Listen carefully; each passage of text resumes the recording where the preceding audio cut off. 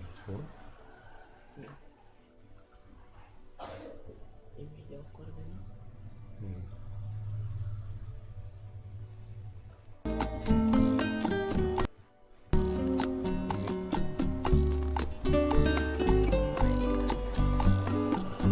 Hello, आपका बहुत बहुत स्वागत। आज से हम स्पोर्ट जीके आपके सामने ला रहे हैं। विभिन्न प्रतियोगी परीक्षाओं में पूछे जाने प्रश्नों को इसमें समाहित किया गया है और जो महत्वपूर्ण क्वेश्चन है उनको हम इसमें लेकर आए हैं।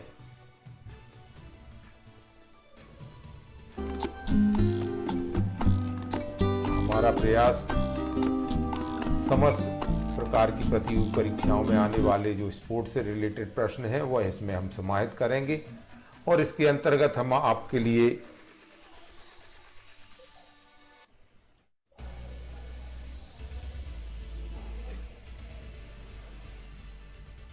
समस्त प्रकार के जो भी प्रश्न आते रहते हैं एग्जाम में वह हम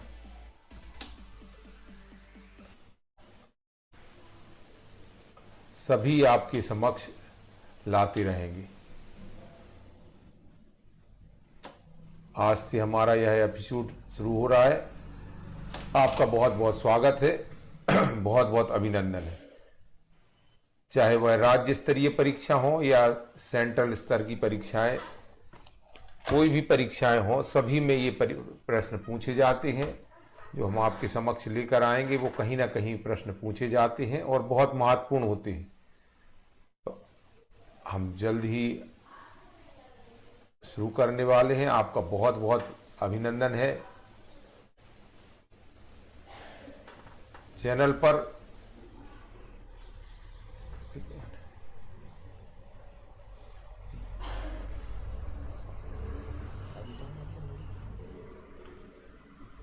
ये channel sports world India sports से रिलेटेड समस्त प्रकार की खेल गतिविधियों को भी आपके समक्ष लाता है। जैसे अभी आईपीएल में भी हम लाए थे और इसके अतिरिक्त आपसे आग्रह है कि इस चैनल को आप सब्सक्राइब कर लें और अपने इष्ट मित्रों तक भी इसे सेंड कर दें इस वीडियो को, ताकि वह भी हमसे जुड़ सकें।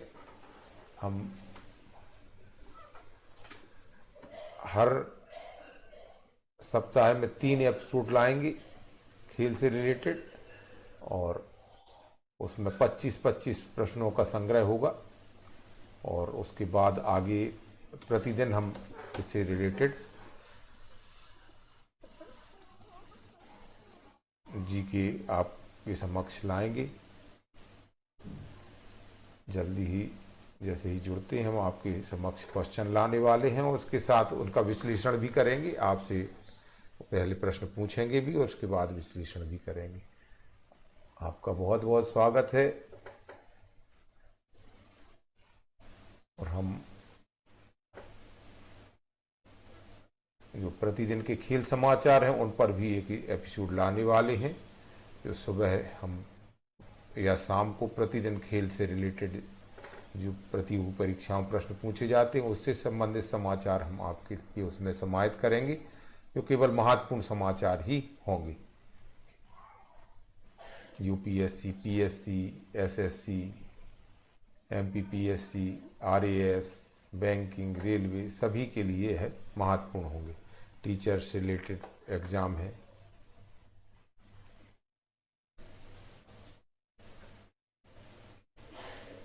तो सबसे पहले हम चलिए शुरू करते हैं। पहला प्रश्न हम आपसे के सामने लाने वाले हैं और इसमें आपको उत्तर बताने होंगे। आपके लिए 10 सेकंड का 15 सेकंड का समय मिलेगा और उसके बाद हम आपके लिए उस प्रश्न का उत्तर भी देंगे और उसके साथ ही साथ विश्लेषण भी करेंगे उसका।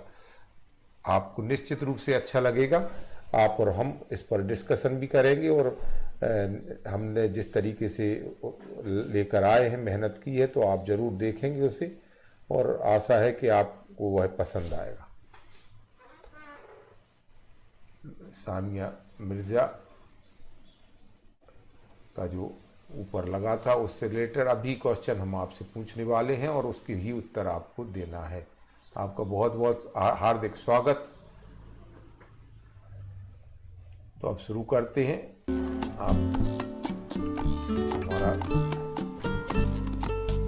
आपको 15 सेकंड में उत्तर देना है, उसके बाद हम आपके साथ उसका पूरा उत्तर शेयर भी करेंगे।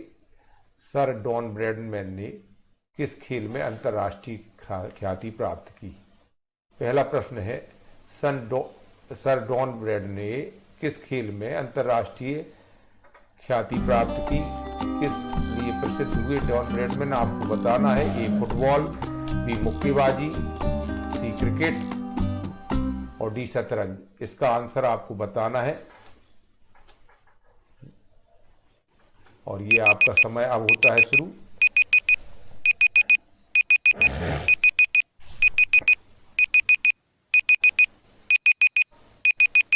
तो आपको ये बताना है कि डॉन ब्रैडमैन किस खेल से रिलेटेड है और ये आपका समय समाप्त हुआ। आइए हम बताते हैं आपको। सर डॉन ब्रैडमैन सी क्रिकेट से रिलेटेड है। सर डॉन ब्रैडमैन क्रिकेट से रिलेटेड है। आपने इसका उत्तर हमें नहीं आया है, तो हमने आपको बताया सर डॉन ब्रैडमैन क्रिकेट से रिलेटेड हैं। आइए हम आपको इनके बारे में थोड़ी और जानकारी दिए देते हैं। सर डॉन ब्रैडमैन क्रिकेट की असाधारण प्रतिभा लेकर दुनिया में आए। ब्रैडमैन ने जो रिकॉर्ड क्रिकेट में स्थापित किए उसे आज तक कोई बल्लेबाज तोड़ नहीं सका है।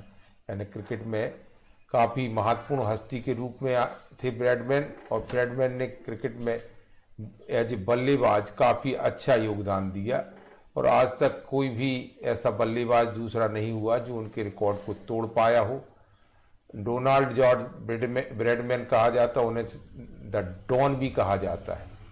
ऑस्ट्रेलिया के क्रिकेटर थे और महानतम बल्लेबाज उन्हें माना जाता है। रिकॉर्ड के बारे में हम आपको कभी और बताएंगे, लेकिन काफ़ी ये आप देख सकते हैं उनका चित्र है डॉन ब्रैडमैन का, और काफ़ी ख्याति प्राप्त खिलाड़ी रहे हैं डॉन ब्रैडमैन।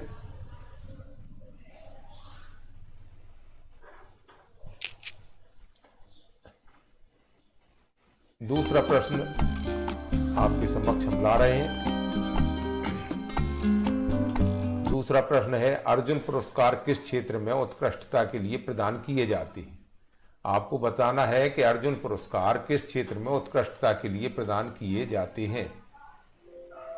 अर्जुन पुरस्कार हम प्रदान करते हैं वो किस क्षेत्र में प्रदान किए जाते हैं, ये आपको बताना है। इसके ऑप्शन आपके सामने, सिनेमा, साहित्य, बी, सी खेलकूद, डी विज्ञान।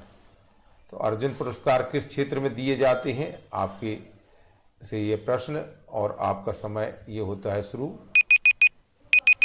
आप हमें बता सकते हैं कि अर्जुन पुरस्कार किस क्षेत्र में दिए जाते हैं।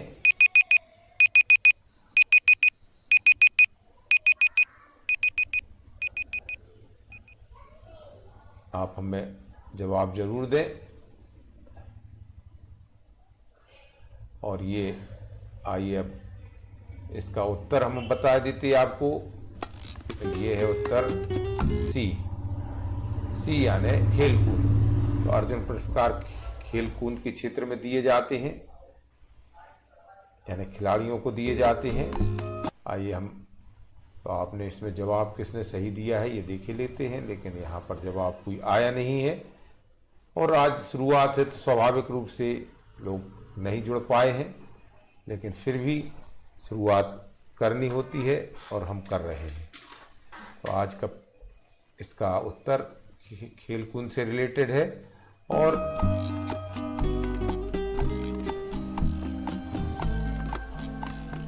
अब अगला क्वेश्चन है, अर्जुन पुरस्कार कब प्रारंभ हुआ? अर्जुन पुरस्कार कब प्रारंभ हुआ, तो इसका उत्तर आपको देना है 1989 में या 1988 में, बी, सी 1961 और डी 1997।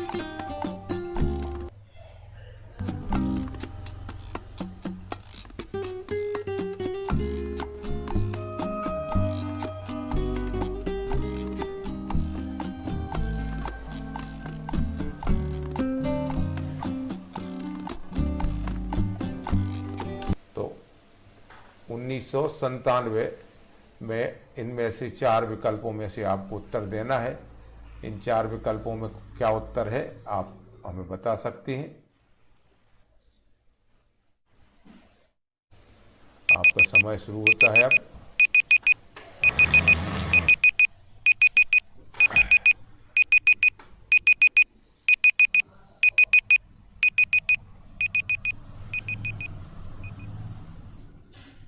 तो यहाँ आपका उत्तर आया है, देख ही लेते हैं। उत्तर नहीं आया है, हम आपको उत्तर बताने जा रहे हैं।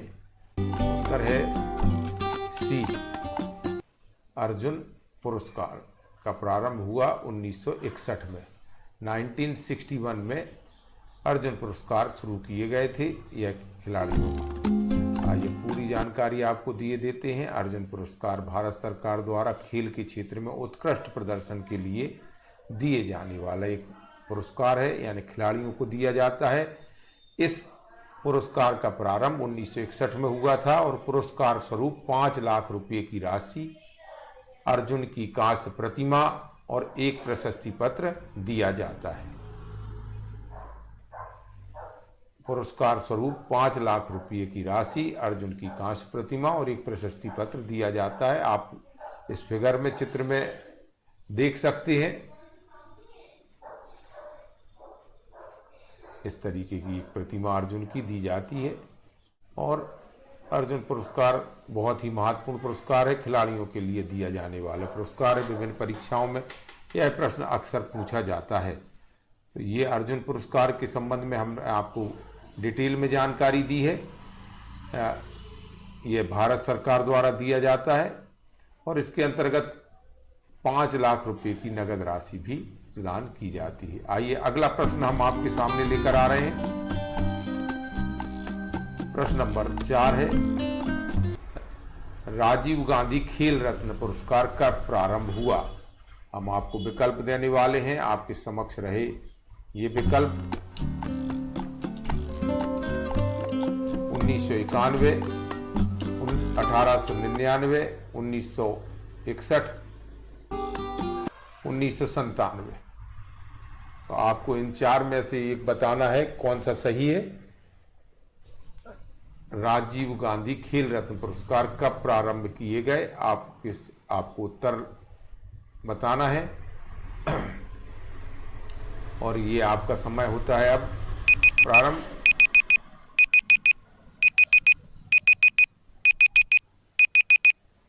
आप जरूर हमें उत्तर दें। और ये उत्तर है आपके समक्ष ए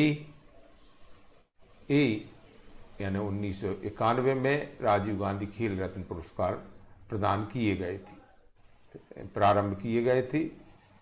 पहला 1991-92 में। तो यहाँ पर आपको पूरी जानकारी भी आपको थोड़ा सा दिए देते हैं। राजीव गांधी खेल रत्न पुरस्कार का खेल जगत में दिया जाने वाला सर्वोच्च सम्मान है और यह सम्मान 1991-92 से शुरू किया गया। खेल के क्षेत्र में सराहना जागरूकता के लिए इस सम्मान की स्थापना की गई थी और इसका उद्देश्य खिलाड़ियों को सम्मानित कर उनकी प्रतिभा को निखारना और प्रतिष्ठा को बढ़ाना भी था। इस सम्मान में एक पदक दिया जाता है, 7.5 लाख रुपए की राशि दी जाती है और एक प्रशस्ति पत्र दिया जाता है। जैसा कि आप सामने देख रहे हैं, यह एक पदक दिया जाता है। राजीव गांधी खेल रत्न पुरस्कार बहुत ही महत्वपूर्ण पुरस्कार है और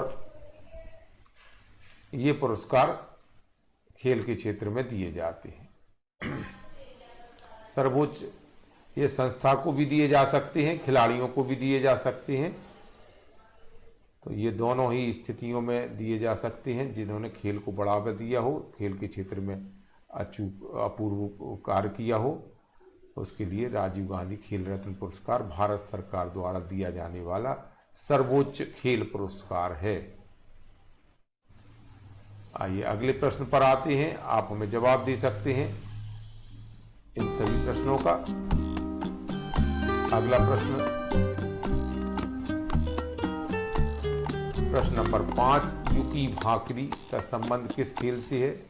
ए टेनिस, बी तैराक, सी कबड्डी और डी क्रिकेट। इन चार में से आपको बताना है कि युकी भाकरी का संबंध किस खेल से संबंधित है, किस खेल से रिलेटेड है, आप हमें बता सकते हैं। युकी भाकरी का संबंध किस खेल से संबंधित है, आप हमें बता सकते हैं। आपका समय प्रारंभ होता है अब।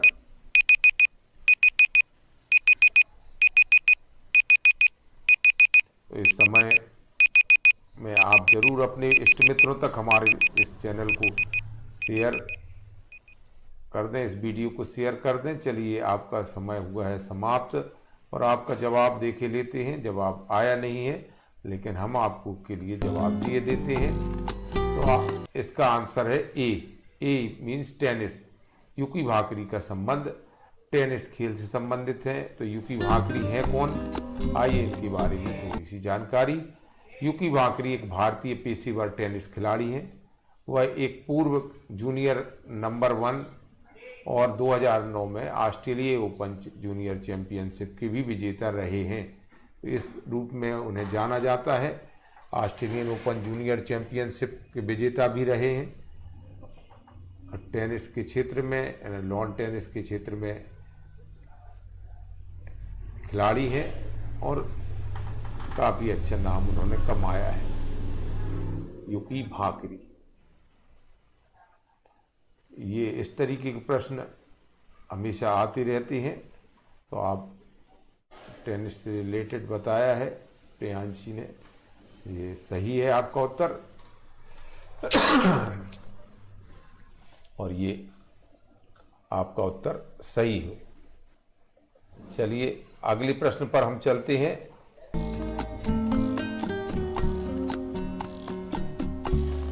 अगला प्रश्न आपके समक्ष, भारत का राष्ट्रीय खेल क्या है? भारत का राष्ट्रीय खेल क्या है? विकल्प आपके समक्ष है। ए कबड्डी, बी क्रिकेट, सी शतरंज और डी हॉकी। इन चार में से आपको एक बताना है। आपका समय होता है शुरू। तो भारत का राष्ट्रीय खेल क्या है, आपको हमें उत्तर देना है। इन चार विकल्पों में से एक सही है। देखिए आपके आंसर आए हैं, नहीं आए हैं आपके आंसर।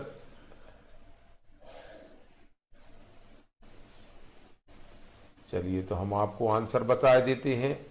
आपके आंसर नहीं आए हैं। आंसर बता देते हैं आपके डी, यानी कि हॉकी। हॉकी के संबंध में और जानकारी, हॉकी एक खेल है और 11 खिलाड़ियों की 2 विरोधी दलों के बीच मैदान में खेले जाने वाले इस खेल में प्रत्येक खिलाड़ी मारक बिंदु पर, यानी जहाँ पे मारी जाती है बिंदु पर मुड़ी हुई छड़, यानी स्टिक जिसको हम हॉकी कहते हैं, का इस्तेमाल एक छोटी व कठोर गेंद को विरोधी दल के गोल में मारने के लिए करता है। इसमें इस गेंद को जो आप देख रहे हैं, देखिए पिक्चर में, ये वीडियो में आप देख सकते हैं, बॉल को मारने का प्रयास किया जाता है गोल में। अगला प्रश्न आपके समक्ष प्रस्तुत है।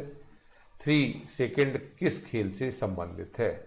3 सेकंड्स किस खेल से? इस तरीके के प्रश्न अक्सर प्रतियोगी परीक्षाओं में पूछे जाते हैं और ये प्रश्न भी प्रतियोगी परीक्षाओं में पूछे गए हैं और दोहराव होता रहता है।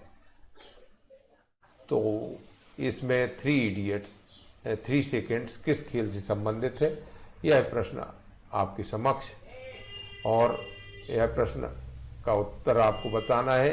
ए मुक्केबाजी, बी बास्केटबॉल, सी बिलियार्ड और डी इनमें से कोई नहीं। तो इन चार में से क्या विकल्प है? 3 सेकेंड्स किस खेल से रिलेटेड है, आपको हमें बताना है। और आपका शुरू होता है टाइम अप। आप हमें उत्तर बता सकते हैं।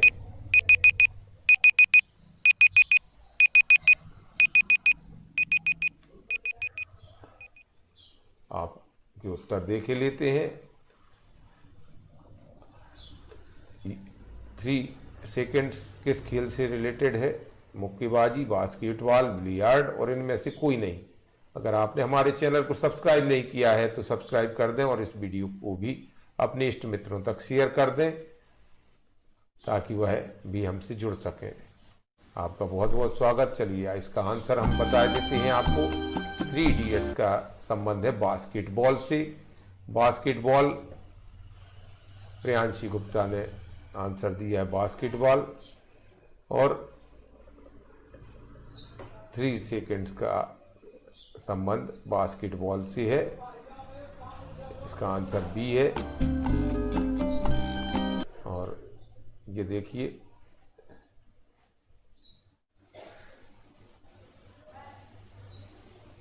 बास्केटबॉल गेम से रिलेटेड 3। अगला प्रश्न हम आपके समक्ष ला रहे हैं। तो अगला प्रश्न आपके समक्ष चाइना मैन किस खेल से रिलेटेड है? मुक्केबाजी, basketball, billiard, cricket. China man किस खेल से रिलेटेड है? आपका टाइम होता है अब शुरू। चाइना मैन किस खेल से रिलेटेड है, आपको हमें बताना है। समय सीमा में आप उत्तर देने की कृपा करें। समय सीमा में ही उत्तर देने का कृपा करें।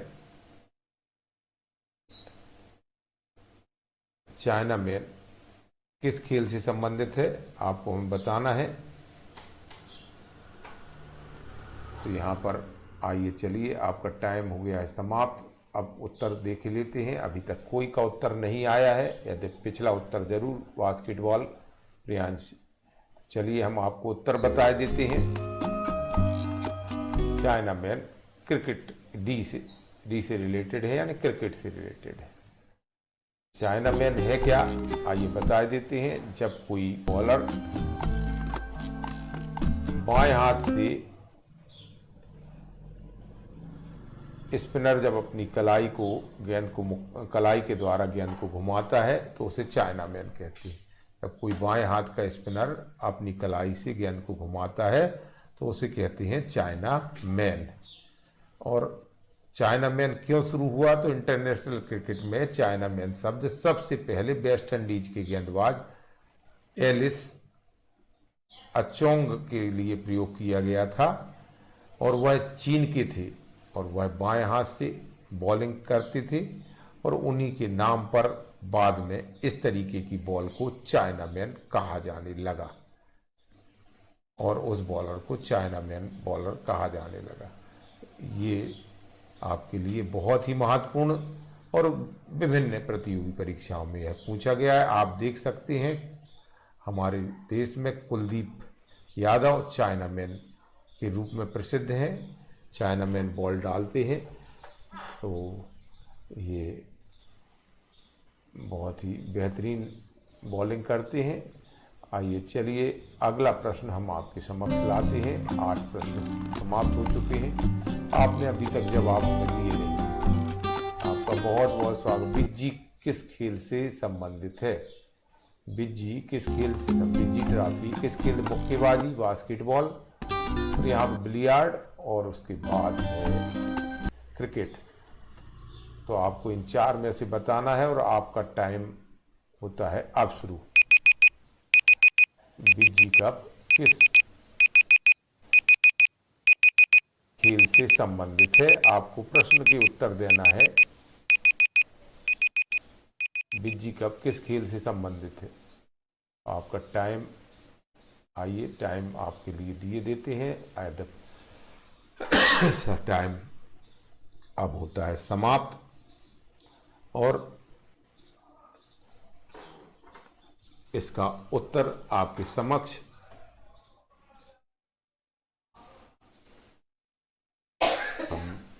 यह रहा। रणजी ट्रॉफी क्रिकेट से रिलेटेड है, क्रिकेट से संबंधित है रणजी ट्रॉफी।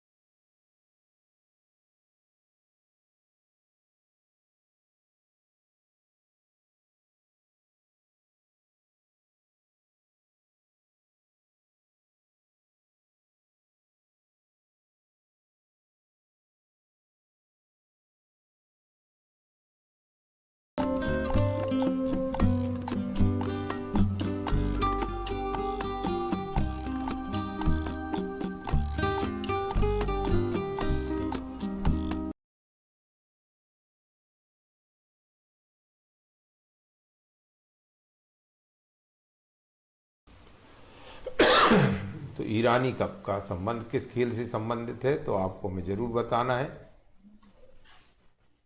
कि ईरानी ट्रॉफी किस खेल से रिलेटेड है। ए हॉकी,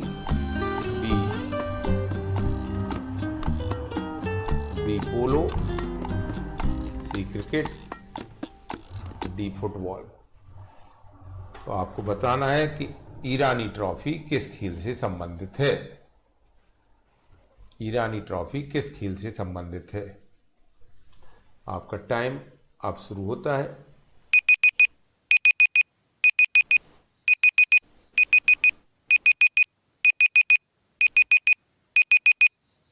आपका टाइम अब होता है शुरू। आपका बहुत बहुत स्वागत है।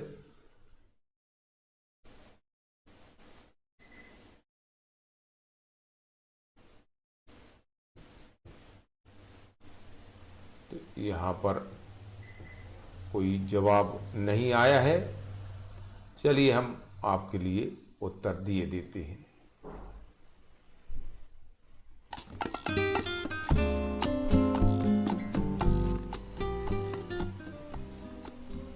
ईरानी ट्रॉफी का संबंध क्रिकेट से है। ईरानी ट्रॉफी भारत की एक घरेलू क्रिकेट प्रतियोगिता है और ईरानी कप से पहले से ईरानी ट्रॉफी कहा जाता था, अब ईरानी कप कहा जाता है। रणजी ट्रॉफी चैंपियनशिप के 25 वर्ष पूरे होने पर यह टूर्नामेंट 1959-60 में शुरू किया गया था। ईरानी ट्रॉफी में 2 टीमें भाग ले सकती हैं और वह टीमें हैं शेष भारत और रणजी ट्रॉफी विजेता। अब ईरानी कौन थे, तो ZR ईरानी, जो कि 1928 में भारतीय क्रिकेट कंट्रोल बोर्ड यानी BCCI की जब स्थापना हुई थी, उसके समय से उनकी मृत्यु 1970 में जब हुई, तब तक वह बीसीसीआई के साथ जुड़े रहे थे, ZR ईरानी, और इन्हीं के नाम पर ईरानी ट्रॉफी या ईरानी कप खेला जाता है। तो ईरानी देश भारत में प्रशासक बीसीसीआई के थे। इस टूर्नामेंट का प्रशासक बीसीसीआई है।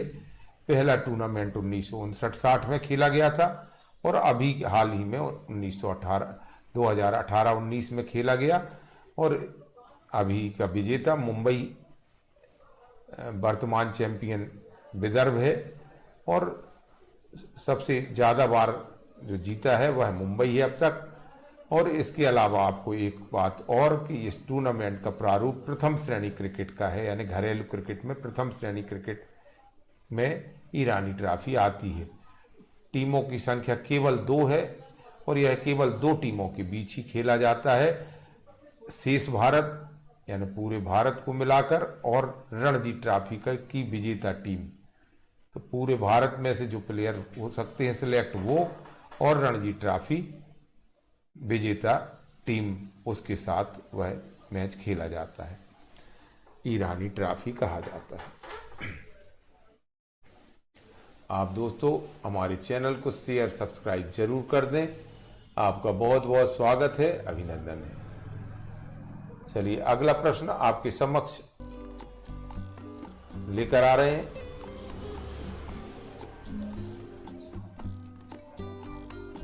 सानिया मिर्जा निम्नलिखित में से किस खेल से संबंधित है या किस खेल के लिए चर्चित है? एथलेटिक्स, बी लॉन टेनिस, सी बास्केटबॉल, और डी है इनमें से कोई नहीं। आपको ये बताना है और आपका टाइम होता है शुरू। आप हमें इस टाइम पीरियड में ही क्वेश्चन का आंसर देने का कष्ट करें। तो देखते हैं आपके आंसर आए हैं या नहीं। सानिया मिर्जा, यद्यपि इसके पहले ही सविता मिश्रा उन्होंने आंसर दिया था टेनिस का। आपका बहुत बहुत स्वागत है। यह आंसर बिल्कुल सही है। आइए हम आपको उत्तर बता देते हैं। तो इसका आंसर बिल्कुल सही lawn tennis. Lawn tennis Bharat, आइए इनके बारे में थोड़ी सी और जानकारी। भारत की एक टेनिस खिलाड़ी हैं। 2005 के अंत में उनकी अंतर्राष्ट्रीय रैंकिंग 42 हो चुकी थी, जो किसी भी भारतीय टेनिस खिलाड़ी के लिए सबसे ज्यादा थी। 2009 में वह भारत की तरफ से ग्रैंड स्लैम जीतने वाली पहली महिला बनी। 2009 में उन्होंने पहला ग्रैंड स्लैम भी जीता था युगल के रूप में। तो यह बहुत ही महत्वपूर्ण खिलाड़ी हैं। भारत का नाम इन्होंने काफी रोशन किया है। आपसे एक निवेदन है, आप हमारे चैनल को सब्सक्राइब कर लें और बेल आइकन को भी पुश कर दें।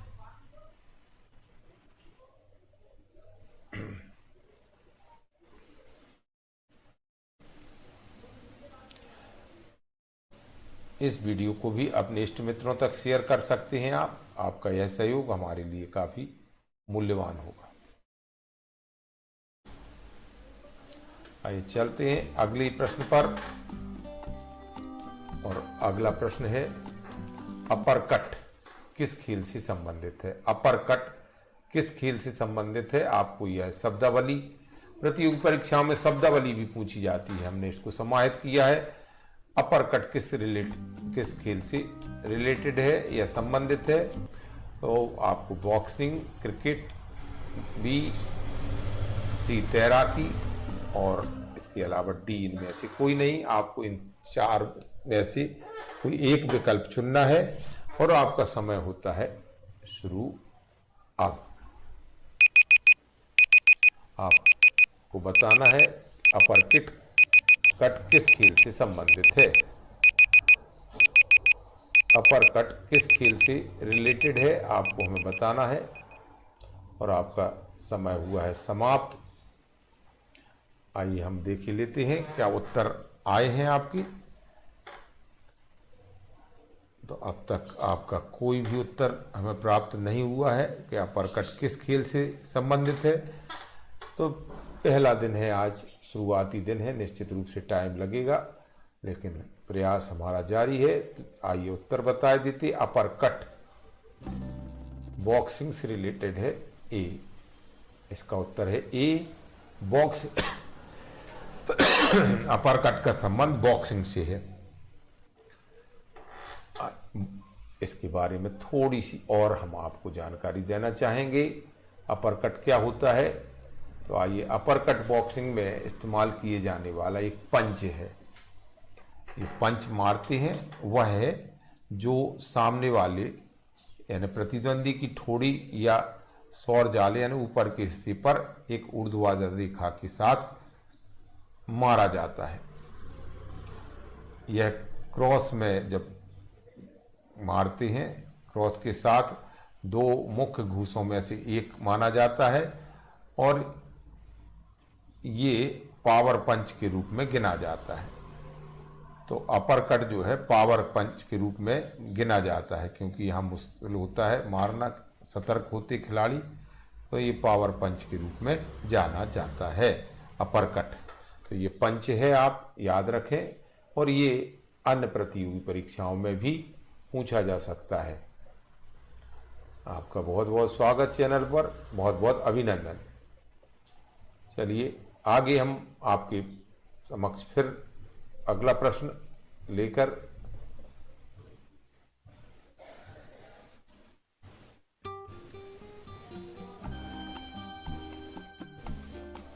देखिए। आप अपर कट आप देख सकते हैं दोनों में, देखिए कैसे थोड़ी चिन्ह या उसके ऊपरी हिस्से पर जब मारा जाता है तो अपर कट कहा जाता है। आइए अगला प्रश्न ये है, खो खो में कितनी क्रॉस लाइंस होती हैं? क्रॉस लाइन जो होती हैं खो खो में वह कितनी होती हैं? इसका उत्तर आपको हमें देना है। चलिए हम आपको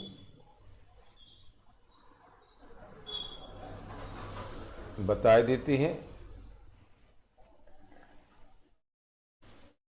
इसके विकल्प कौन से हैं? ए 5, बी 8, सी 11 और डी 9। खो खो में कितनी क्रॉस लाइंस होती हैं? तो इसका उत्तर आपको देना है और आपका समय होता है शुरू अब।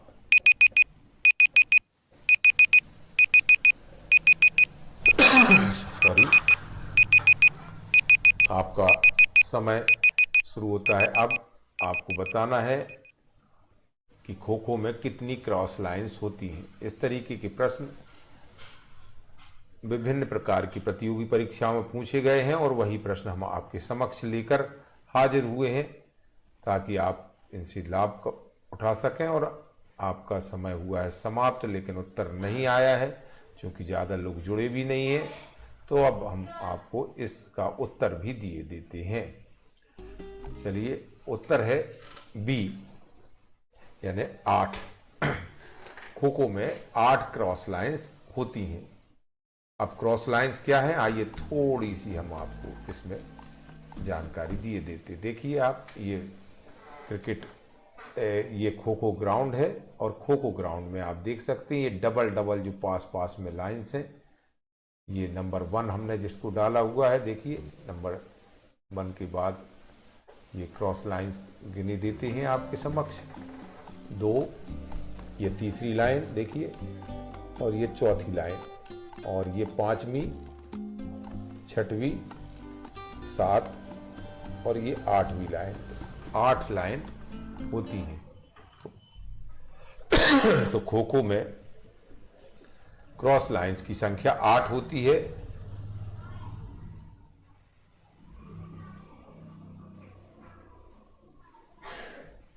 ये प्रश्न विभिन्न प्रतियोगी परीक्षाओं में अक्सर पूछे जाने वाले प्रश्नों में से हैं।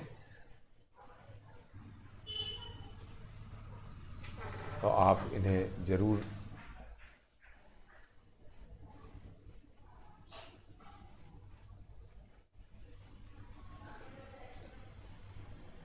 अगला प्रश्न ध्यान रखें आप, हम समस्त जी के आपके समक्ष लाएंगे। वाटर पोलो में एक पक्ष में खिलाड़ियों की संख्या कितनी होती है? वाटर पोलो खेल है, उसमें खिलाड़ियों की संख्या कितनी होती है? ए 9, बी 10, सी 8 और डी 7। इन चार में से आपको एक बताना है और आपका समय होता है शुरू अब। तो यहां पर आपको बताना है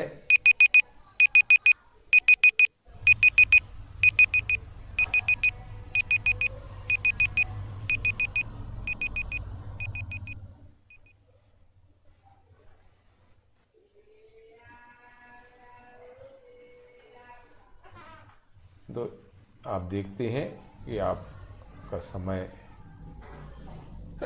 में आपने किसने उत्तर दिया है। यहाँ कोई भी जवाब आया नहीं है और मैं जानता भी हूँ कि कोई जवाब आएगा, इसलिए नहीं कि क्योंकि लोग काफ़ी कम जुड़े हैं। फिर भी आज शुरुआत, और इसका उत्तर हम आपको बता देते हैं।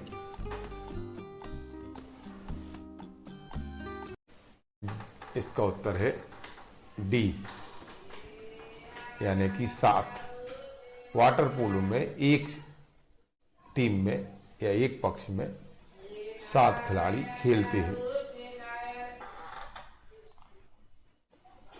7 खिलाड़ी खेलते हैं। आइए हम चलिए इन खिलाड़ियों की पहचान किए लेते हैं। देखिए आप पूरी टीम में, और इसमें अगर आप ध्यान दें तो एक अलग अलग कलर की कैप पहने हुए हैं, 2 प्रकार के हैं। थोड़ा सा डिफरेंट है, एक डार्क और एक ऑरेंज, दोनों ही देखें। 1 2 तीसरा, चौथा, 5 6 और ये 7। ये 7 खिलाड़ी आप देख सकते हैं स्पष्ट रूप से अलग प्रकार की कैप पहने हुए हैं, और ये 7 एक पक्ष में यानी एक तरफ रहते हैं और दूसरे 7 एक तरफ रहते हैं। यहाँ एक पक्ष में 7 खिलाड़ी खेलते हैं। आप याद रखें, वाटर पोलो में 7 खिलाड़ी खेलते हैं। यहाँ भी आप देख सकते हैं और गिन सकते हैं, ये एक प्रकार की कैप में 7 खिलाड़ी हैं। आइए अगले प्रश्न पर जाते हैं।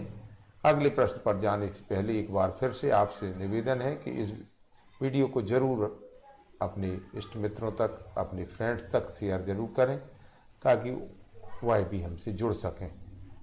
स्पर्श रेखा किस खेल से रिलेटेड है? स्पर्श रेखा किस खेल से संबंधित है?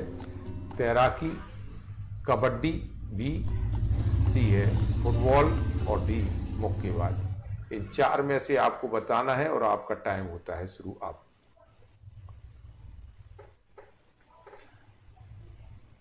स्पर्श रेखा किस खेल से संबंधित है? तैराकी, कबड्डी, फुटबॉल और मुक्केबाजी। इन 4 में से कौन सही है? आप हमें जरूर कमेंट्स करके बताएं।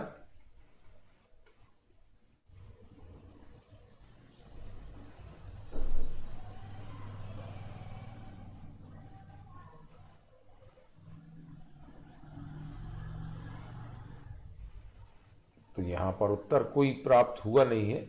चलिए हम आपको बता देते हैं। इसका उत्तर है बी, यानी कि कबड्डी से रिलेटेड है स्पर्श रेखा। आप जानते होंगे स्पर्श रेखा मैथ में होती है, लेकिन यहाँ पर कबड्डी में स्पर्श रेखा का अलग मतलब है। स्पर्श रेखा जब कोई रेड करने जाता है और उस लाइन को जरूर उसे क्रॉस करना होता है, छूना होता है। अगर वह एक पारी से दूसरी पारी में रेड करने जाता है तो उस रेखा को वह छू कर ही लौटता है, अन्यथा वह आउट करार दिया जाएगा। इसलिए वो उस रेखा को छूना जरूरी होता है और इसी को कहते हैं स्पर्श रेखा, जो कि मेन जो बीचों बीच में होती है, उसके बाद जो दूसरी लाइन होती है दोनों तरफ, वह स्पर्श रेखा कही जाती है।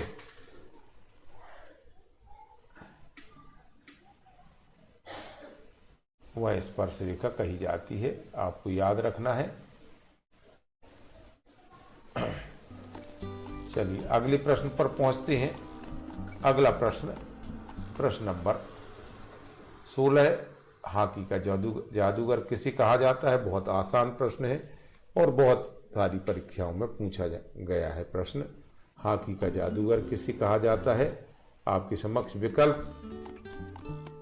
विजय कुमार, ए, बी राम नरेश जंग, सी मेजर ध्यानचंद्र और डी है इनमें से कोई नहीं।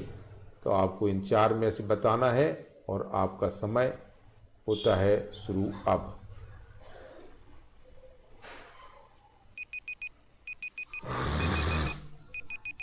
आप देख सकते हैं इन 4 में से आपको बताना है कि हॉकी का जादूगर किसे कहा जाता है। हॉकी का जादूगर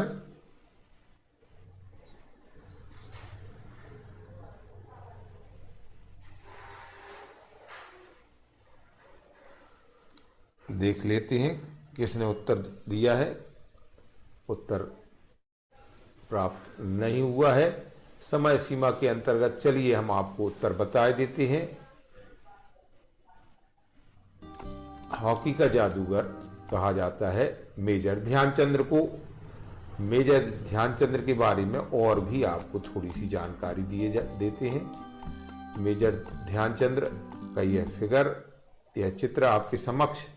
ध्यानचंद्र को खेल के क्षेत्र में 1965 में पद्म भूषण से सम्मानित किया गया था। उनके जन्मदिन को भारत का राष्ट्रीय खेल दिवस घोषित किया गया है। भारतीय ओलंपिक संघ ने ध्यानचंद्र को शताब्दी का सर्वश्रेष्ठ खिलाड़ी घोषित किया था। ध्यानचंद्र ने अपनी करिश्माई हॉकी से जर्मन तानाशाह हिटलर ही नहीं बल्कि महान क्रिकेटर डॉन ब्रैडमैन को भी अपना कायल बना दिया था। आपको बता देना चाहेंगे डॉन ब्रैडमैन और हॉकी के जादूगर ध्यानचंद्र के जन्मदिन के बीच में मात्र 2 दिन का अंतर है और हॉकी के प्रसिद्ध खिलाड़ी रहे। ध्यानचंद्र भारतीय हॉकी टीम के कप्तान भी रहे। 1936 में बर्लिन ओलंपिक में ध्यानचंद्र के नेतृत्व में ही भारतीय टीम ने ओलंपिक पदक जीता था, स्वर्ण पदक। तो इस तरह से काफी गोल किए थे उन्होंने और काफी प्रसिद्ध खिलाड़ी रहे थे और इसीलिए उन्हें हॉकी का जादूगर कहा जाता है, क्योंकि उनके हॉकी की स्टिक से बॉल ऐसे चिपक जाती जैसे चुंबक के साथ चिपक जाती। बहुत ही कलात्मक खेल का प्रदर्शन करते थे और इसीलिए उन्हें हॉकी का जादूगर कहा जाता है। बहुत ही बेहतरीन खिलाड़ी थे।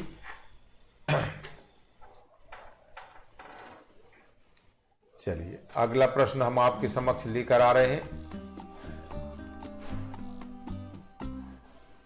प्रतियोगी परीक्षाओं में पूछे जाने वाले प्रश्नों को हम आपके समक्ष लेकर आ रहे हैं। 17 पोलो में के प्रत्येक पक्ष में, यानी 2 टीमें होती हैं पोलो में और प्रत्येक टीम में खिलाड़ियों की संख्या कितनी होती है, प्रत्येक पक्ष में खिलाड़ियों की कितनी संख्या होती है, यह आपको बताना है। आपके समक्ष विकल्प ए 3, बी 2, सी 4 और डी 9। तो आपको उत्तर हमारे पास निकल आया है। आपके लिए समय भी नहीं दिया गया है और उत्तर हमने आपको यहाँ पर बता दिया है सी 4। पोलो में प्रत्येक पक्ष में खिलाड़ियों की संख्या 4 होती है। खिलाड़ियों की संख्या 4 होती है। आपको हमने ये उत्तर बता दिया है। थोड़ा गलती हुई और आपसे प्रश्न पूछने से पहले ही बता दिया है। चलिए अगर आप और इसके बारे में कुछ बताना चाहते हैं तो ज़रूर हमें कमेंट कर सकते हैं कि आप इस बारे में और क्या बताना चाहते हैं। आपका बहुत बहुत स्वागत, अभिनंदन चैनल पर। अपने दोस्तों को भी आप इस चैनल पर इनवाइट कर सकते हैं। चलिए इसके बारे में और जानकारी हम आपको दिए देते हैं थोड़ी सी। ये पोलो है जो टीम खेल है और घोड़ों पर बैठकर खेला जाता है। पोलो टीम खेल है और घोड़ों पर बैठ के आप देख सकते हैं सामने चित्र में ये पिक्चर है और पिक्चर में घोड़ों पर बैठकर यह खेला जाता है। स्टिक होती है इस तरह से और ये जिसका उद्देश्य प्रतिद्वंदी टीम के विरुद्ध गोल करना होता है। तो यहाँ पर गोल पोस्ट होते हैं, उनमें बॉल को ये सफ़ेद कलर की बॉल होती है, उसको डालना होता है। यह स्टिक के द्वारा मारी जाती है और इसमें खिलाड़ियों की संख्या 4 होती है, जैसा कि हमने बताया। आप चित्र में भी इसको देख सकते हैं। आप देखिए चित्र में हम आपको गिनवाए देते हैं, 1 2 3 और ये 4। तो आपको मुख्य उद्देश्य हमारा यही है कि चित्र और वीडियो के माध्यम से आपको उस जो हम आपसे प्रश्न पूछ रहे हैं उसका उत्तर भी दिया जाए और उसको फिर एक्सप्लेन किया जाए, ताकि आपके दिमाग में पूरी तरह आ जाए और जब भी कभी परीक्षा में यह प्रश्न आए तो आपको स्पष्ट रूप से उसका उत्तर याद रहे। न यहाँ पर ट्रिक की जरूरत होती है जो सामने देख लिया जाता है, और ना कोई अतिरिक्त मेहनत की जरूरत होती है। आपको यह याद बना रहेगा कि पोलो में 4 खिलाड़ी होते हैं। आप फिगर को आप याद देख सकते हैं, ध्यान रख सकते हैं। इसके बाद हम अगला प्रश्न लेकर आपके समक्ष हाजिर हैं। अगला प्रश्न है, बेसबॉल में प्रत्येक पक्ष में, पक्ष मतलब यहाँ पर है टीम में, खिलाड़ियों की संख्या कितनी होती है? 2 टीमें होती हैं, यानी दोनों पक्ष में खिलाड़ियों की संख्या अलग अलग होती, तो दोनों पक्षों में खिलाड़ियों की कितनी संख्या होती है? तो प्रत्येक पक्ष में, एक पक्ष में कितनी खिलाड़ी होती है? तो एक टीम में कितने खिलाड़ी होते हैं आपको बताना है। A 7, B 9, C 11 और D 6। इन 4 में से आपको बताना है कि बेसबॉल में एक टीम में कितने खिलाड़ी होते हैं। आपका समय होता है शुरू अब।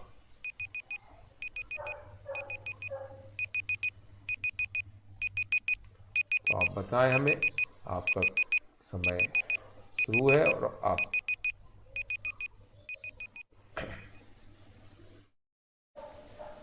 आइए चलिए जवाब देखे लेते हैं हम।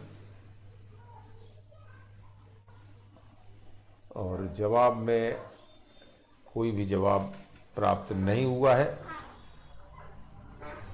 चलिए हम आपको बता देते हैं कि बेसबॉल में प्रत्येक पक्ष में खिलाड़ियों की संख्या कितनी होती है।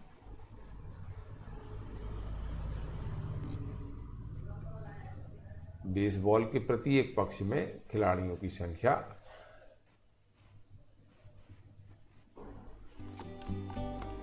होती है 9 होती है, यानी इसका उत्तर हुआ बी सही। आइए 9। तो बेसबॉल के बारे में, बेसबॉल 2 टीमों के बीच खेले जाने वाला गेम है और एक टीम में 9 प्लेयर होते हैं। तो 9 प्लेयर होते हैं। देखिए आप ये बेसबॉल खेल रहे हैं इस पिक्चर में, और इसमें एक पक्ष में 9 खिलाड़ी खेलते हैं। चलिए आपको और आगे गिनवाए देते हैं, ताकि आप ये उद्देश्य 2 3 4 5 6 7 8 और 9। यहाँ आप देख सकते हैं 9 खिलाड़ी बेसबॉल में होते हैं। 9 खिलाड़ी बेसबॉल में एक पक्ष में होते हैं। एक टीम में 9 खिलाड़ी, 9 प्लेयर्स खेलते हैं। ये बहुत ही महत्वपूर्ण प्रश्न है जो हम आपके समक्ष लाए हैं। आप निश्चित मानिए परीक्षाओं में इससे संबंधित प्रश्न हमेशा पूछे जाते हैं और हम उन्हें कहीं ना कहीं गलत करके आते हैं।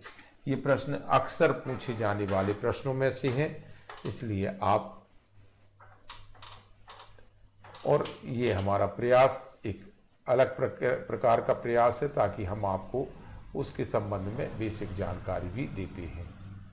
आप इस वीडियो को अपने दोस्तों तक जरूर शेयर करें और हमारे चैनल को सब्सक्राइब भी। आइए अगला प्रश्न देखते हैं। अगला प्रश्न रहा, निम्नलिखित में से कौन हॉकी खिलाड़ी नहीं है? कौन हॉकी का खिलाड़ी नहीं है, ये आपको बताना है। ए पृथ्वी सिंह, बी अशोक कुमार, सी अंशुमन गायकवाड़ और डी बलवीर सिंह। आपको इन चार में से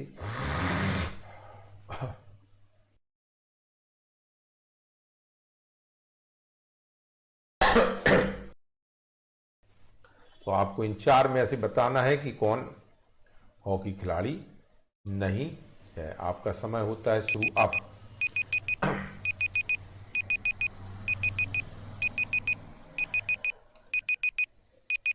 हॉकी खिलाड़ी कौन नहीं है यह आपको बताना है।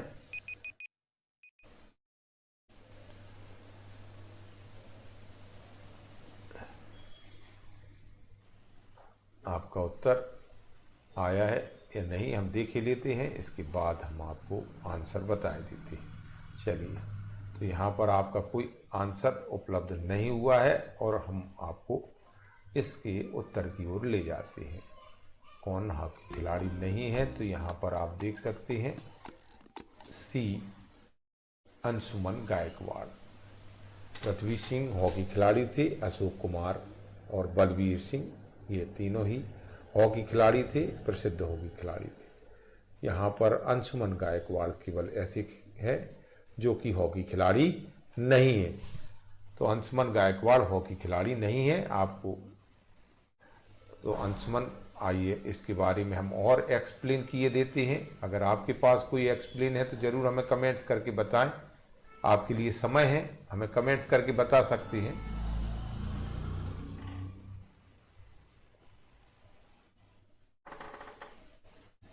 लेकिन आपके कमेंट्स नहीं आए हैं। चलिए हम बता देते हैं इसका आंसर।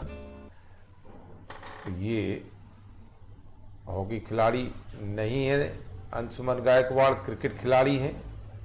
अंशुमन गायकवाड़ क्रिकेट खिलाड़ी हैं और भारतीय क्रिकेट टीम के लिए टेस्ट क्रिकेट और एक दिवसीय अंतर्राष्ट्रीय प्रारूप में खेलते थे। इन्होंने अपने खेल जीवन में 40 टेस्ट खेले और 15 वनडे खेले थे। इन्होंने अपने टेस्ट क्रिकेट की शुरुआत कलकत्ता में 1974 में वेस्ट इंडीज टीम के खिलाफ की थी और 1975 में क्रिकेट विश्व कप के हिस्सा भी रहे थे। वो पहला विश्व कप जो क्रिकेट टूर्नामेंट हुआ था उसका भी यह भारतीय टीम के हिस्सा रहे थे अंशुमन गायकवाड़। और 2 बार यह भारतीय क्रिकेट टीम के कोच भी रहे। यह बहुत महत्वपूर्ण है कि अंशुमन गायकवाड़ 2 बार भारतीय क्रिकेट टीम के कोच भी रहे थे। और ये सब हमारा बताने का मुख्य उद्देश्य भी आपके लिए यही है कि ताकि आपको एक प्रश्न के साथ कई प्रश्नों की तैयारी हो जाए। एक्सप्लेन हमारा इस तरीके से हमारा प्रयास है और यह प्रयास कैसा है आप ज़रूर हमें कमेंट्स करके बताएं। ये हम एक्सप्लेन करते हैं आपके लिए। और ये पिक्चर अंशुमन गायकवाड़ का है। अंतर्राष्ट्रीय क्रिकेट समिति के वर्तमान अध्यक्ष कौन है? वर्तमान अध्यक्ष आपको बताना है। अभी जो वर्तमान में है कौन है? ए जोक्स गोरे, बी थॉमस बाच, सी जोफ हावर्ड और पियर डे कुबर्टन, डी पियर डे कुबर्टन। इन 4 में से आपको उत्तर हमें देना है। अंतर्राष्ट्रीय क्रिकेट ओलंपिक समिति के वर्तमान अध्यक्ष कौन है? चलिए आपका टाइम होता है शुरू अब। आपको हमें इन 4 में से कौन अंतर्राष्ट्रीय ओलंपिक समिति के वर्तमान अध्यक्ष हैं आपको हमें बताना है।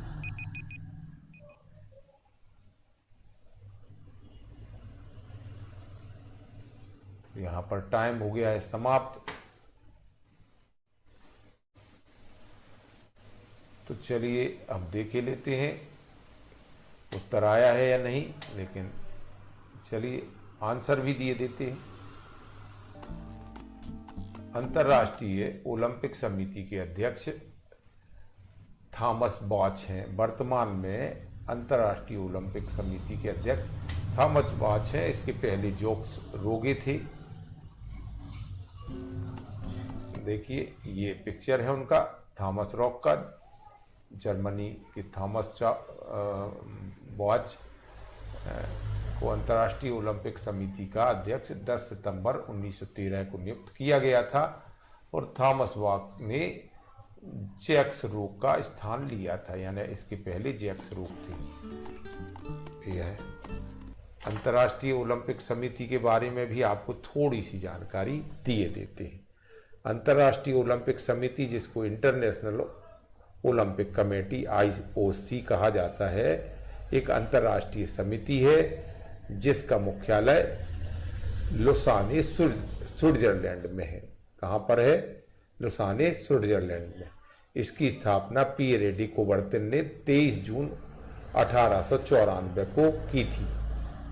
तो यहाँ आप देख सकते हैं ऊपर जो विकल्प दिए गए उनमें 3 तो आपको यहाँ पर निश्चित रूप से दिखाई दे रहे होंगे, कहीं ना कहीं खेलों से रिलेटेड हैं, तो आप कंफ्यूज हो सकते थे, इसीलिए मैंने पूरी जानकारी यहाँ पर आपके समक्ष लाए हैं।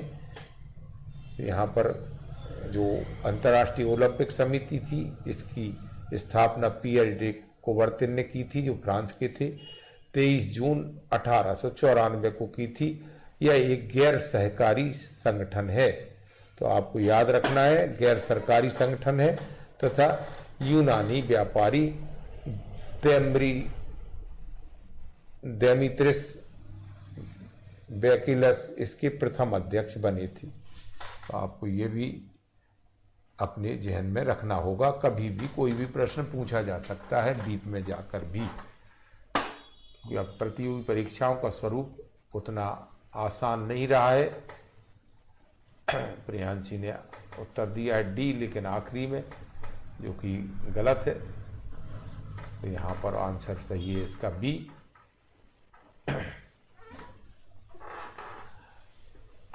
चलिए आगे, आपको तो यहाँ आपको समझ में आ गया होगा थॉमस जो पहले थे और उसके थॉमस बॉच अभी अंतर्राष्ट्रीय ओलंपिक समिति के अध्यक्ष हैं।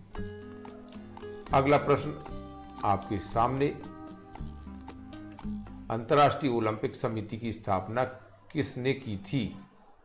अंतर्राष्ट्रीय ओलंपिक समिति की स्थापना किसने की थी? किम ह्यूज, बी थॉमस बॉच, सी जॉफ हावर्ड और डी पियर डी कुबर्तिन। आपको 4 में से एक विकल्प चुनना है। यद्यपि इसका आंसर कहीं ना कहीं पहले मिल चुका है, लेकिन आपको एक बार फिर से यह प्रश्न आया है तो आपके समक्ष, और आपका समय होता है शुरू। आप अंतर्राष्ट्रीय ओलंपिक समिति की स्थापना किसने की थी? किसने की थी अंतर्राष्ट्रीय ओलंपिक समिति की स्थापना? आपके समक्ष यह प्रश्न, और आपको देना है उत्तर समय सीमा के अंतर्गत।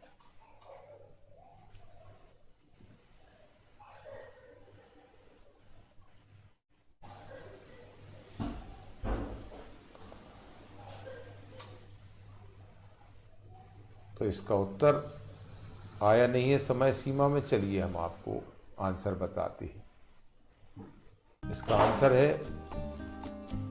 डी पियर डी कुबर्तिन। पियर डी कुबर्तिन अंतर्राष्ट्रीय ओलंपिक समिति की स्थापना करने वाले थे। चलिए इनके बारे में आपके लिए देखिए, ये फिगर पियर डी कुबर्तिन का है। एक फ्रांसीसी शिक्षाविद थे और इतिहासकार भी थे। अंतर्राष्ट्रीय ओलंपिक समिति के संस्थापक और आधुनिक ओलंपिक खेलों के जनक भी माने जाते हैं। तो यहाँ आप बहुत महत्वपूर्ण पर्सनालिटी हैं। पियर डी कुबर्तिन एक फ्रांसीसी शिक्षाविद हैं, इतिहासकार और अंतर्राष्ट्रीय ओलंपिक समिति के संस्थापक भी थे और आधुनिक ओलंपिक खेलों के जनक भी। आप इन्हें भूले ना, क्योंकि इनसे रिलेटेड प्रश्न जरूर परीक्षाओं में पूछे जाते रहे हैं। अंतर्राष्ट्रीय ओलंपिक समिति हमने आपको बताया, इंटरनेशनल ओलंपिक कमेटी एक अंतर्राष्ट्रीय समिति है जिसका मुख्यालय हमने अभी आपको पहले भी बताया था, लेकिन एक बार फिर से महत्वपूर्ण होने के कारण दोहराए देते हैं। लुसाने स्विट्जरलैंड में है। इसकी स्थापना पियर डी कुबर्तिन ने 23 जून 1894 23 जून 1894 को की थी और यह एक गैर सरकारी संगठन है। यह आपको ध्यान रखना है। इसके प्रथम अध्यक्ष बने थे डेमित्रिस विकेलस। आपको हमारा यह प्रयास कैसा लग रहा है हमें जरूर कमेंट्स करके बताएं। अगर आप लाइक कर सकते हैं तो जरूर हमारे इस प्रयास को लाइक भी करें। और इसके बाद अगला प्रश्न नंबर 22, कुल मिलाकर 25 प्रश्न इस टेस्ट इस क्विज में। और स्पोर्ट जीके में देखिए, कनाडा का राष्ट्रीय खेल क्या है आपको बताना है। राष्ट्रीय खेल भी पूछे जाते हैं, किस देश का कौन सा राष्ट्रीय खेल है आपको बताना है। और आपका समय होता है शुरू अब। कनाडा का राष्ट्रीय खेल क्या है आपको बताना है समय सीमा के अंतर्गत। समय सीमा के अंतर्गत आप हमें बताएं। चलिए देखे लेते हैं इसका उत्तर क्या होगा।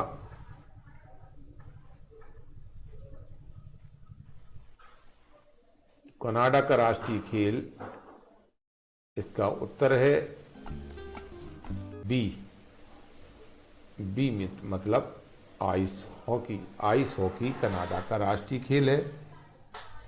और आइस हॉकी बर्फ पर, जैसा कि आप वीडियो में देख रहे हैं, खेला जाता है। और ये हॉकी का ही एक रूप है। इसमें स्केटरों की मदद से छड़ी के द्वारा, हॉकी के द्वारा गोल किया जाता है। हॉकी कुछ इस प्रकार की होती है जैसा कि आप देख रहे हैं। और इसमें बर्फ बिछी होती है और बर्फ पर यह खेल खेला जाता है। हॉकी की तरह ही होता है। अगला प्रश्न आपके समक्ष 23वां प्रश्न है। और ये 23वां प्रश्न, संयुक्त राज्य अमेरिका का राष्ट्रीय खेल क्या है। संयुक्त राज्य अमेरिका का राष्ट्रीय खेल क्या है। ए आइस हॉकी, बी फुटबॉल, सी बेसबॉल और डी हैंडबॉल। इन चार में से आपको एक बताना है कि संयुक्त राज्य अमेरिका का राष्ट्रीय खेल कौन सा है। आपका समय होता है शुरू अब। 15 सेकंड के अंतराल में ही आपको उत्तर देना है। उसके बाद हम आपको उसका जवाब देने वाले हैं।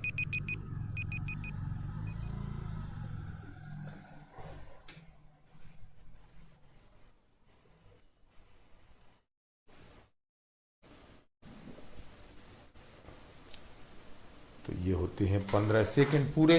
और अब आपको हम जवाब बता देते हैं।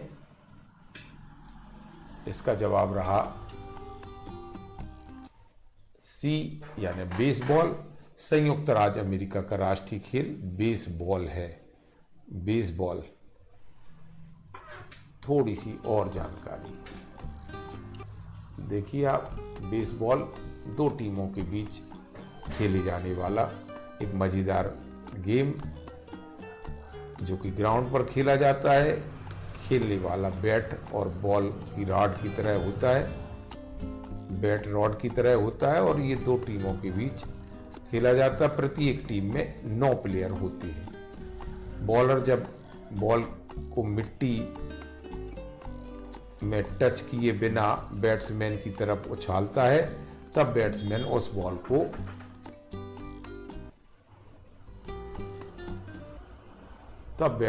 उस बॉल को हिट करके अपनी बल्ली को वहीं छोड़कर दूसरी छोर की तरफ भागता है और रन बनाता है। तो यहाँ इस तरह से ये भी कुछ थोड़ा सा क्रिकेट, लेकिन इसमें काफ़ी नियम अलग हैं, गेम है। और बेसबॉल संयुक्त राज्य अमेरिका का गेम है। यहाँ पर ध्यान रखना, राष्ट्रीय खेल पूछे जाते हैं और संयुक्त राज्य अमेरिका का राष्ट्रीय खेल बेसबॉल है, बास्केटबॉल नहीं। आप ये वीडियो में देख सकते हैं बेसबॉल। ये देखिए बॉलिंग की। और यहाँ पर आइए अगले प्रश्न पर पहुंचते हैं। अगला प्रश्न है, पोलो किस पोलो खेल का प्रचलन भारत में किस राज्य में हुआ? पोलो खेल का प्रचलन किस राज्य में हुआ? ए बिहार, बी मणिपुर, सी असम और डी कर्नाटक। इन 4 राज्यों में से आपको एक उत्तर चुनना है और आपका समय शुरू होता है अब।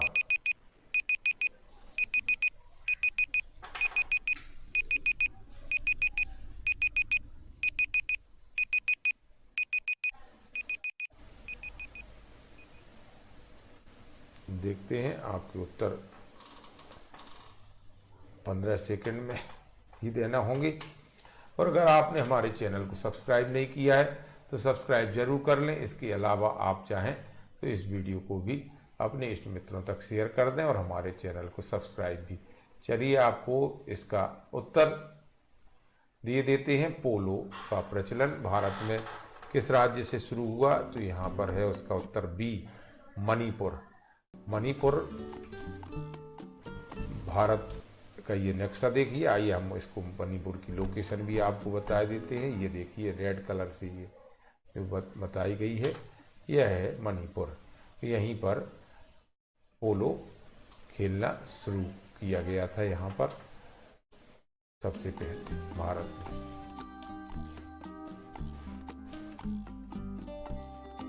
चलिए आगे अगला प्रश्न, शतरंज का जन्मदाता देश किसे कहा जाता है? या शतरंज का जनक देश कौन है? इसका उत्तर आपको देना है इन विकल्पों से। ए भारत, बी जापान, सी चीन और चौथा है इंग्लैंड, डी इंग्लैंड। इनमें से 4 में से आपको उत्तर देना है और आपका समय होता है शुरू अब।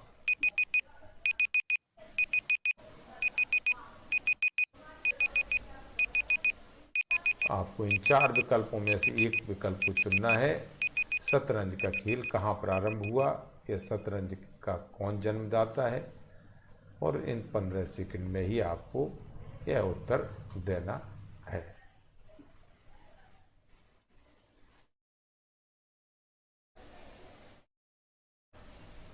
तो यहाँ हम आपको उत्तर बताते हैं। चलिए, तो इसमें उत्तर है शतरंज खेल का जन्मदाता देश भारत है। भारत में शतरंज का जन्म हुआ ऐसा माना जाता है। ये शतरंज चेस बोर्ड आप देख सकते हैं। 25 क्वेश्चन समाप्त हुए हैं। तो आपको हमारा प्रयास कैसा लगा है आप जरूर हमें कमेंट्स कर सकते हैं, क्योंकि यह पहला एपिसोड है, पहला वीडियो। और अगर आपको यह वीडियो अच्छा लगा है तो हमारे इस चैनल को सब्सक्राइब कर लें और इस वीडियो को भी अपने दोस्तों तक और जो आपसे जुड़े हुए हैं उन तक जरूर शेयर करिए। यह आपकी हमारे लिए बहुत बड़ी हेल्प होगी और ताकि दूसरे लोग भी यह लाभ उठा सकें। हम आपका बहुत बहुत हार्दिक अभिनंदन करते हैं, बहुत बहुत स्वागत करते हैं।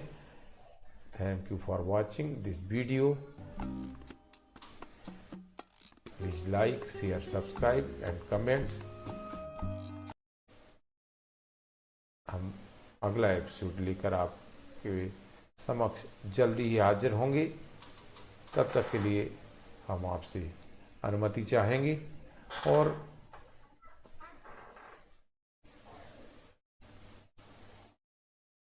हम आपके समक्ष प्रतिदिन खेल समाचार भी लेकर आने वाले हैं।